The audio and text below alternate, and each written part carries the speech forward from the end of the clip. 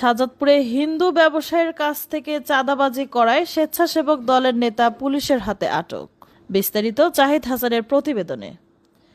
২১ August বৃহস্পতিবার সন্ধ্যায় সিরাজগঞ্জের শাহজাদপুর উপজেলার পৌরসভার ৪ নম্বর ওয়ার্ড পুকুরপাড় গ্রামের খোরশেদের পুত্র স্বেচ্ছাসেবক দলের নেতা মোহাম্মদ রুবেল চাঁদাবাজি করায় পুলিশের হাতে আটক হয়।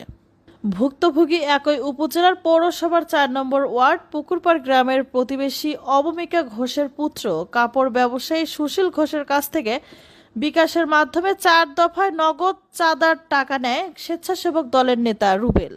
সরজমিনে গিয়ে ভুক্তভোগী সুশীল কুমার ঘোষের সাথে কথা বলে জানা যায়, গত কয়েক মাস পূর্বে নিজেকে শাহজাদপুর উপজেলা স্বেচ্ছাসেবক দলের সদস্য সচিব খন্দকার মাসুদ রানা সেজে কাপড় ব্যবসায়ী সুশীল কুমার ঘোষকে ফোন দেন পৌরসভার ৪ নম্বর ওয়ার্ড স্বেচ্ছাসেবক দলের আহ্বায়ক রুবেল।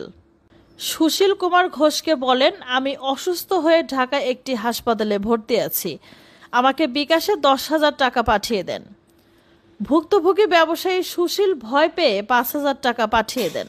প্রতিবারই রুবেল খন্দকার মাসুদ রানা সেজে ফোন দিয়ে টাকা নিতেন।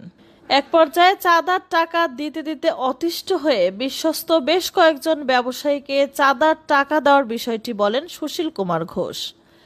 কথা শুনে সুশীলকে ওই ব্যবসায়ীরা বলেন, ৫ আগস্টের পরে খন্দকার মাসুদ রানা কোথাও কোনো চাঁদাবাজি করেছে আমরা শুনিনি, এই প্রথম শুনলাম।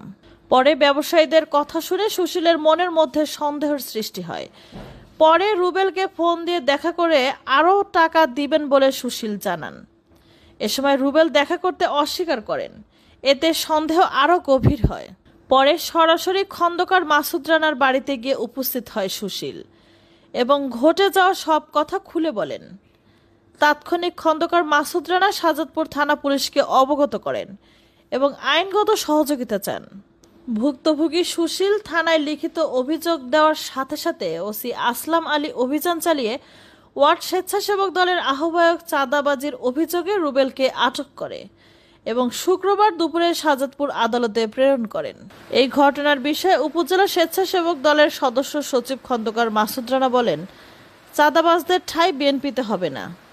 দলের নাম ভাঙিয়ে কেউ কোনো অপকর্ম করলে তার দায় নিজেকেই নিতে হবে। এই ঘটনার বিষয়ে উপজেলা স্বেচ্ছাসেবক দলের আহ্বায়ক শাকিক চৌধুরী বলেন, দলের নাম ভাঙিয়ে কেউ অপকর্ম করলে তার দায় নিজেকেই নিতে হবে।